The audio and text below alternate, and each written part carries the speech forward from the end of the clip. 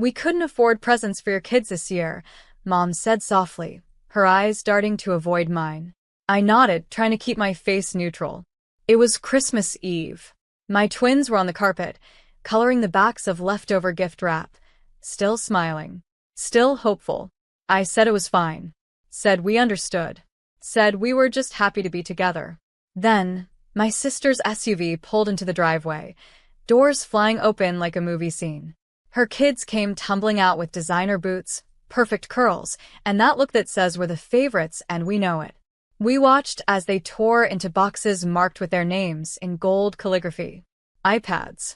Sneakers that cost more than my rent. Tickets to a concert I knew my daughter had quietly wished for. Wow, Santa really outdid himself, Mom beamed. I looked at my kids, still smiling, still pretending. I zipped up their coats. One button, then the next, then the next. Dad chuckled from behind his paper. You know times are hard. And that was it. I packed our things, whispered something soft to my kids, and we left. No raised voices, no tears, just the sound of boots on tile. The next morning I woke up, poured my coffee, and opened my laptop. Typed a single post. Not angry, just honest. And within 15 minutes, my phone began ringing. Cousins, aunts, even Mom. Because sometimes the truth doesn't need to shout. It just needs to be seen. My name is Sabrina Lowe, I'm 34. And if you think you know how this ends, stay tuned. What happens when the invisible daughter finally says, I was there. I noticed. And I remember everything. My post wasn't dramatic. No names. No accusations. Just a photo of my kids that morning, sitting cross-legged on the floor, smiling over mugs of cocoa and dollar store candy canes. Captioned, no iPads. No designer sneakers.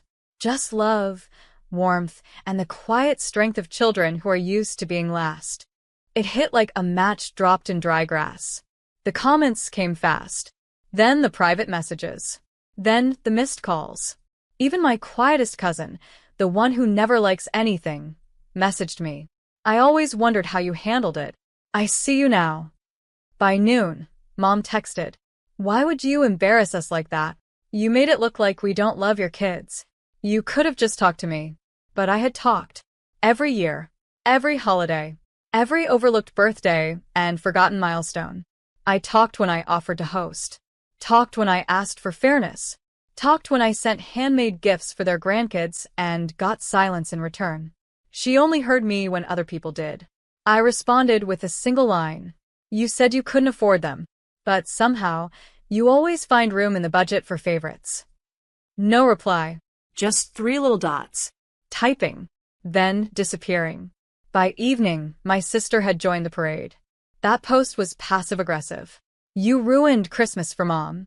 I didn't reply to her either, because Christmas had already been ruined, when 2 kids sat quietly in the corner, unwrapping nothing but silence.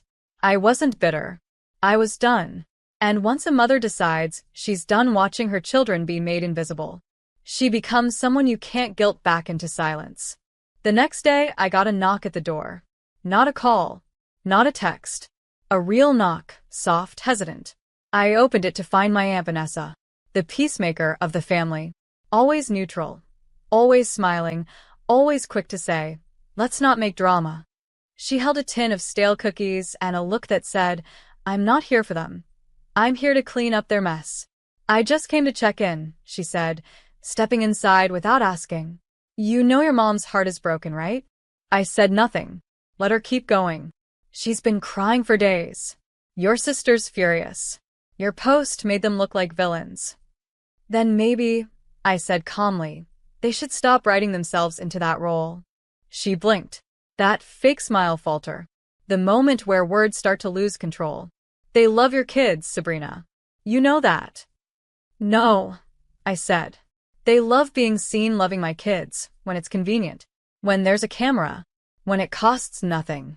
She sat on the edge of the couch like she couldn't stay long, but didn't want to leave empty-handed. Why not just let it go? She asked softly. I stood, walked over to the shelf, pulled out a shoebox. Inside, 7 years of cards my kids had made. Thank you notes for gifts that never came. Drawings labeled to Grandma and Grandpa, mailed with sticky fingers and hope. Not once had they been acknowledged. I placed the box in her lap. Tell her, I said. Tell her they kept showing up, even when they were forgotten. Vanessa left without saying goodbye. Some silences echo longer than any scream. 2 days passed. No calls. No texts. Just silence. The kind that doesn't come from reflection, but from offended pride. The kind that says, "How dare you expose us?" Not, "How did we make you feel this way?" And then came the Facebook post. Moms, of course. A photo of my sister's kids holding their new iPads, captioned, "So grateful to spend another magical Christmas with our beautiful grandchildren. #family is everything #blessed." I stared at it, not because it surprised me, it didn't, but because the caption was so perfectly, painfully curated. My children weren't in a single frame, not even in the background. Aunt Vanessa commented, "Such precious memories. You're the best grandparents anyone could ask for." And beneath that, silence. No one dared ask about my kids. No one dared mention the absence. So, I posted again. Just one sentence. If love is measured by photos and presents, I'm glad my children are being raised to understand what love is not. It exploded. Again. More shares. More comments. And this time, messages from people I didn't even know. I thought I was the only one. You put into words what I've carried for years. Thank you for speaking it out loud. I wasn't bitter, but I was awake. Sometimes it takes public silence to finally hear your own voice. And mine had grown tired of whispering. This wasn't a feud. It was a funeral. For the version of me who kept trying to earn what should have been given freely. It wasn't long before the phone calls turned performative. First came my brother-in-law, the family's unofficial PR manager. He spoke in a low, serious voice, like he was handling a scandal. "Look, Sabrina, I'm sure your mom didn't mean anything by it. You know how holidays get." I let him speak. Let him stumble through faux concern and polite gaslighting. Then I asked, "Do you remember what my kids got for Christmas last year?" Silence. A pause. A throat clear. They weren't at the main party, right?" "They were," I said quietly. "They were sitting next to you. They each got a $5 coffee card and a used coloring book." He didn't respond. Didn't need to. I hung up. This wasn't about money. It never had been. It was about effort. About love that didn't need to be flashy, just fair. That evening, my daughter asked, "Did Grandma forget about us again?" I paused, then told her the truth. "No, baby. She just remembered your cousins louder." She nodded like she understood more than I wanted her to, because she did. Kids always do.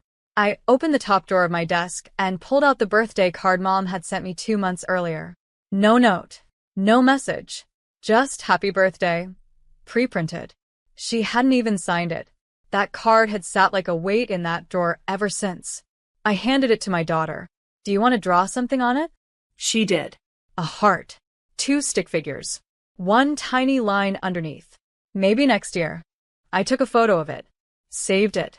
Not for vengeance. For proof. That I wasn't crazy. And they weren't invisible. By the following week, I stopped expecting apologies. Not out of bitterness. Out of clarity. I finally understood. They weren't sorry for what they did. They were sorry I said it out loud. Mom sent one last message. "Families have ups and downs. But making things public? That's cruel. You've embarrassed us enough." I didn't reply. But I did open a new document. Titled, what they called cruel. And I listed it. Not noticing when my son spent 3 Christmases in the same hand-me-down sweater. Mocking my daughter's handmade gifts while praising store-bought ones for my sister's kids. Laughing when I said we couldn't afford a family cruise. Telling me to relax when I asked for fairness. I wasn't keeping score. I was keeping receipts of reality. That Friday, I published a new post. Not a rant. Not a drag. Just a letter. To the families who claim unity while practicing favoritism. We see you. Our kids see you. And no amount of group photos or holiday captions can cover the quiet sting of being the ones always left out. We're not angry anymore. We're awake. And that's more dangerous than silence will ever be. By Sunday, a new cousin reached out. One I barely knew. I shared your letter with my therapist. Thank you for being brave enough to say it. I didn't feel brave. I felt free. Because sometimes the most radical thing a woman can do is stop asking people to remember what they refuse to see and start documenting it instead. It took one final call to confirm everything I already knew. It was from my sister. I almost didn't answer, but curiosity got the better of me. Sabrina, she began, voice tight with practiced calm. Mom's been sick over this. She's not eating. She's embarrassed to go to church. You've made her look like a monster. She did that herself, I said. Years ago. I just stopped covering it up. My sister sighed like I was exhausting. You're so dramatic. This could have been fixed with a single conversation. I almost laughed. Instead, I said, I tried. I talked. I gave. I forgave. But none of that ever changed how our kids were treated. They were an afterthought. So now, I've stopped pretending they weren't. There was silence on the other end. Then she muttered, You've always been jealous. That was it. That old card. The favorites defense. Jealousy. As if wanting fairness was envy. As if expecting love meant I was greedy. I didn't yell. Didn't explain. I just hung up. Because some endings don't need goodbyes. They just need boundaries. That night, I sat with my kids and showed them how to write letters to themselves. I told them, write down what you're proud of, what you survived, what you want to remember, even if no one else does. My daughter asked, even the sad stuff? Especially the sad stuff, I said. Because if you don't write your own story, someone else will write a quieter version and leave you out of it. She nodded and kept writing, just like I had. I didn't hear from them again. No apology. No flowers. No dramatic knock on the door with teary eyes and trembling voices. Just silence. But for the first time in years, it didn't feel like punishment. It felt like peace. The kind of peace that arrives when the door finally closes behind someone who never truly saw you. The kind that settles in your bones when you stop hoping for recognition that was never coming. A few months passed. We healed in small ways. Mornings became lighter. Laughter came easier. My kids no longer stared at the mailbox with cautious hope every holiday. Then one afternoon, I received an envelope. Cream-colored, thick, formal. Inside, an invitation. My sister's third baby shower. Gold embossed. Theme. Little royal on the way. Not a note. Not a we miss you or hope you're well. Just a gift registry. Luxury brands only. iPads and Dior baby shoes. I didn't RSVP. I didn't text. I didn't feel guilty. Instead, I picked up my kids early from school. We stopped for ice cream. Sat on the curb. Talked about the kind of people we wanted to be. When we got home, I handed them each a journal. Write anything, I told them. What you're proud of. What you've survived. What made you feel small. What helped you grow again. My daughter looked up. Even the sad parts? Especially those, I said. Because if you don't write them down, the world will rewrite them without you. That night, I posted one final thing. A photo of us. Nothing glamorous. Just my son laughing mid-bite, my daughter wrapped in a blanket, cheeks sticky from marshmallows. The caption read, Sometimes, peace isn't found in forgiveness. Sometimes, it's found in the quiet act of no longer begging to be remembered. I turned off the comments. Not out of anger. Out of completion. They could tell their version. Say I was dramatic. Say I overreacted. Say I distanced myself. They'd be right. I distanced myself from hurt. From favoritism. From invisible roles labeled dutiful daughter. I distanced myself so my kids wouldn't grow up thinking love came with conditions. And that Christmas, our first without them, was simple, messy, real. We danced in pajamas. We built a crooked gingerbread house. And we knew, without question, We were enough. A woman spends years quietly supporting her parents, showering them with financial help, love, and effort, only to watch them constantly favor her sister's children, leaving her own kids overlooked and forgotten. The final blow comes at Christmas, when her children receive nothing while her sister's kids unwrap iPads and designer gifts. For the first time, she doesn't stay silent.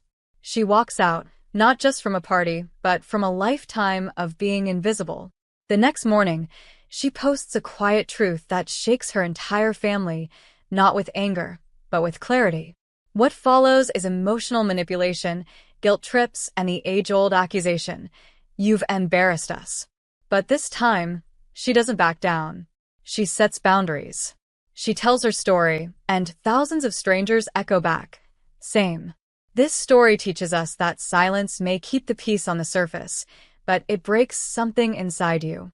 That favoritism within families doesn't just harm adults, it teaches children their worth is conditional. And that healing sometimes begins when you stop trying to be invited and start building a space where you are already enough. If this story made you feel seen, if you've ever been the child who gave too much or the parent who didn't notice, ask yourself, who have I made invisible in the name of family peace? And when was the last time I asked them how they really feel? Because love that forgets to see isn't love at all.